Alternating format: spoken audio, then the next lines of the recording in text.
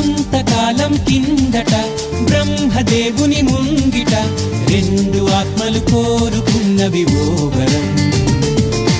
రూపురేఖలు వేరట, ఊపిరొకటే చాలట, ఆ వరాన్నే స్నేహమంటున్నాం మనం. కంటి పాపని కాపు కాసే జంట రెప్పల కాపలాగా నిండు చెలిమికి నువ్వు నేను నీడనివ్వాలి. స్నేహమంటే రూపులేని ఊహ కాదని లోకమంతా నిన్ను నన్ను చూడగానే నమ్మి తీరాలి. కొంతకాలం కిందట బ్రహ్మదేవుని ముంగిట రెండు ఆత్మలు కోరుకున్నవి ఓ వరం.